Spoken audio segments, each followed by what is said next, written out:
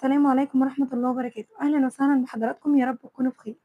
النهارده معانا ألذ وأجمل أكلة في الدنيا، طريقة عمل عفشة الجديان.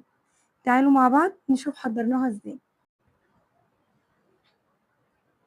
أول حاجة معانا مَيّة بتغلي، نزلنا فيها ببصلاية وطماطماية و4 حبّايات حبّهان و4 ورقات لوري، مش أكتر من كده، إحنا ما بنضيفش حاجة تاني غير البصلاية والطماطماية اللوري والحبّهان، بس كده.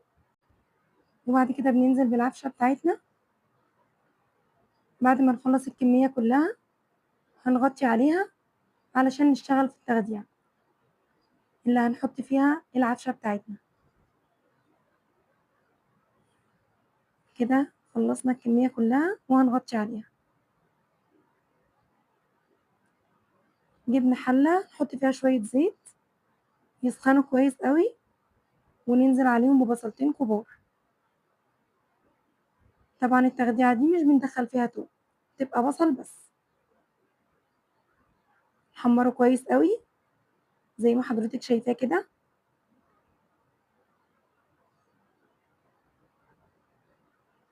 لحد ما يحمَر معانا كويس أوي، مش بنخلّيه نُص سِوَى، لأ بنخلّيه يتحمّر معانا كويس وبننزل عليه بالطماطم.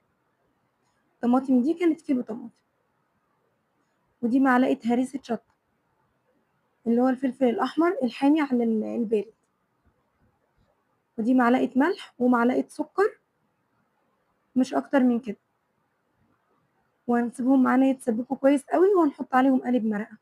قالب المرقة ده بيدّيها زفارة وبيخلّي معاكِ طعم التخديعة حلو أوي.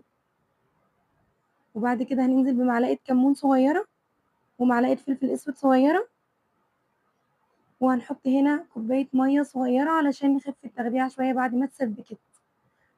بعد ما اتسبكت معانا كويس أوي ننزل عليها بكوباية مَيّة صغيرة عشان ما تبقاش تقيلة أوي ونعرف نلِف فيها العفشة بتاعتنا. وهنا كانت العفشة استوت العضم بيتقلّع كده لوحده كده من الراس، شايفة زي ما حضرتِك شايفة كده، العضم بيطلع لوحده من قلب اللحمة. وبعد ما استوت معانا حلو أوي نزلنا عليها بقى بمعلقة كبيرة ملح علشان تشرب من الملح بعد ما استوت، تمام. وكده جينا للتخديعة علشان ندّيها غلوة تاني قبل ما ننزّل فيها العفشة بتاعتنا. وهنا هنلِف العفشة كلّها بالتخديعة وندّيها غلوة قد ربع ساعة كده عشان العفشة تشرب كويس أوي من التخديعة بتاعتنا، وهتاكلي أحلى عفشة أكلتيها في حياتِك. بس اعملي الخطوات اللي أنا قُلت لِك عليها دي بالضبط. وأهم حاجة الربع ساعة دي تكون على نار هادية، نهدّي النار بعد ما نقلّبها كويس أوي، نغطّيها ونهدّي النار عليها ربع ساعة، مع التقليب طبعًا. هنقلّبها كويس أوي، وبعد ما نقلّبها كويس هنقفل عليها الغطا ونهدّي عليها النار لمدة ربع ساعة زي ما قُلنا. وبعد ما خدت معانا ربع ساعة على نار هادية، هندّي لها رشة فلفل أسود على الوش، وبعد كده هنغطّي عليها كمان دقيقتين بس تغلي شوية مع الفلفل الأسود، وبعدين هتكون جاهزة معاكِ على الغرف.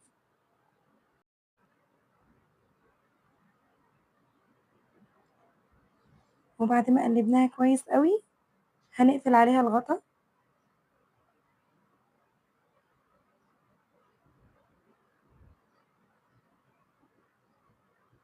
أهم حاجة على نار هادية، نهدّي النار ونسيبها براحتها كده هتبقى معاكِ زي الفل، وهتشرب من التخديعة وهتبقى طعمها تحفة.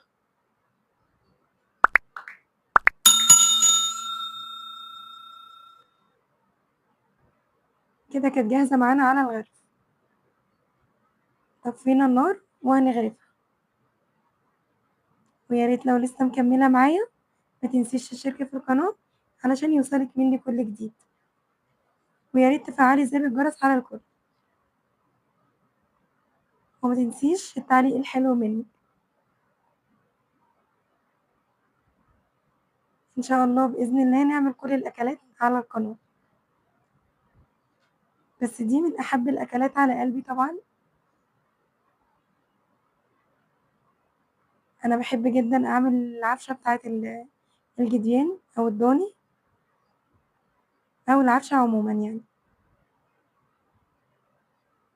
الوصفة دي جربيها مش هتندمي، الوصفة دي من أحلى الوصفات،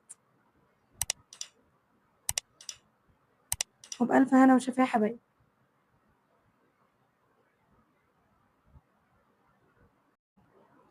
وكده كنا خلصنا، ومنتظرة رأيك بقى في التعليقات. والسلام عليكم ورحمة الله وبركاته.